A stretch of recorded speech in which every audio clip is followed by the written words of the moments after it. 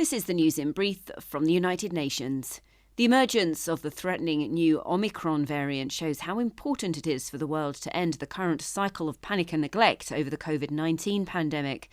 That's according to the head of the World Health Organization, Tedros Adhanom Ghebreyesus, who told a special meeting of the organization's governing body in Geneva on Monday that greater international cooperation is essential to preserve hard-won gains.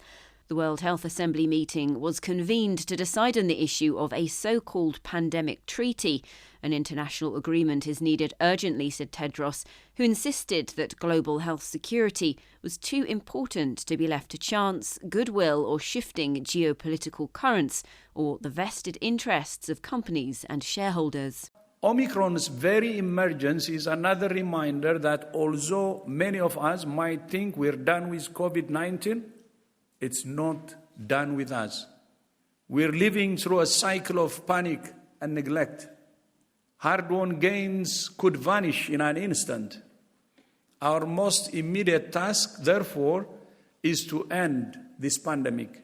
In his call for a pandemic treaty, WHO's Tedros highlighted unequal COVID vaccine distribution. In less than a year, almost 8 billion vaccines have been administered around the world, Tedros said, making it the largest vaccination campaign in history. But despite warnings by the WHO that the poorest and most vulnerable countries would be trampled in the global stampede for vaccines, more than 80% of jabs have gone to G20 countries. Low-income countries have received just 0.6% of all vaccines, and most of these are nations in Africa, Tedros said.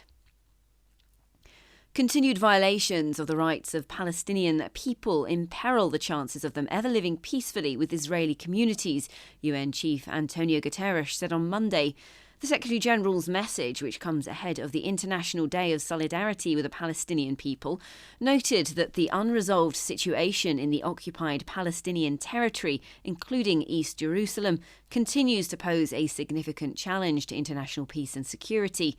Specifically, Mr. Guterres warned that persistent violations of the rights of Palestinians, along with the expansion of settlements, risk eroding the prospect of a two-state solution. Despite being encouraged by recent engagements between senior officials on both sides, the UN chief said that containing the situation is not sufficient. The coronavirus pandemic will cost the global tourism sector $2 trillion in lost revenue in 2021, the UN's tourism body said on Monday, calling the sector's recovery fragile and slow. According to the latest forecast by the United Nations World Tourism Organization, the same amount was lost in 2020, making it one of the sectors hit hardest by the health crisis. Demand for travel could be further affected by uneven vaccination rates and new COVID-19 strains, such as the new Omicron variant, which has caused dozens of countries to bring in new restrictions in recent days. Spikes in oil prices and the disruption of global supply chains have also had a negative effect. Although a 58% increase in tourist arrivals was registered in July to September of this year compared to the same period in 2020, this remained 64% below 2019 levels, the UN body noted. Katie Dartford, UN News.